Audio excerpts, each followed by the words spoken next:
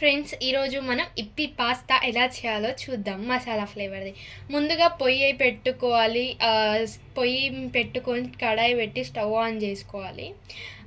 ఈ pan heat అయ్యే కొంచెం క్లీన్ చేసుకోవాలి.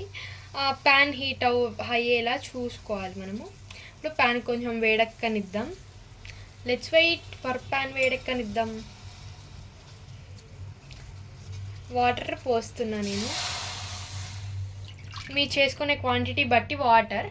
సో మేము ఇద్దరం ఉన్నాం కాబట్టి 2.5 గ్లాస్ వాటర్ సరిపోతుందండి.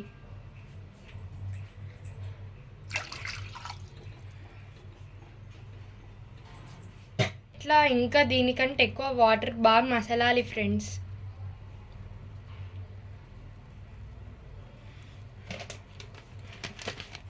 ఈ ప్యాక్లో మనకి పాస్తా వస్తుంది కదా, అది వేసుకోవాలి మనం. ఇప్పుడు వేసేసుకున్నాము.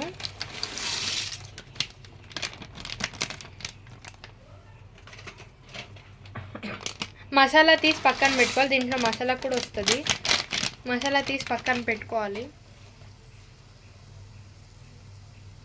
సో ఇప్పుడు గరిటెతో కలుపుదామండి. గరిటె తీసుకుంటున్నా.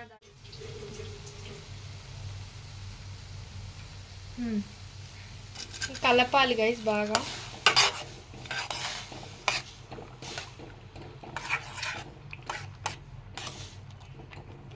కొంచెం 1 టీ స్పూన్ ఆయిల్ వేసుకోవాలి. ఎక్కువ అసలు వేసుకోవద్దు, ఎందుకంటే ఆయిల్ వేస్తే విడివిడిగా వస్తాయి ఈ పాస్తా అనేది. ఆయిల్ వేసుకోవాలి.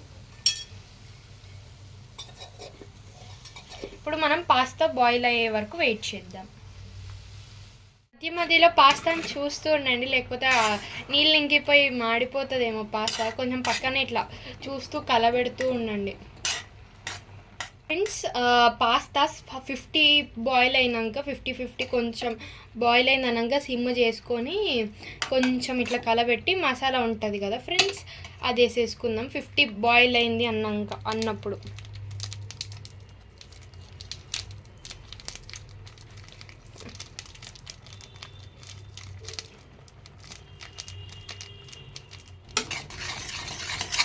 సో మసాలా వేసినాక బాగా కలుపుకోవాలి ఫ్రెండ్స్.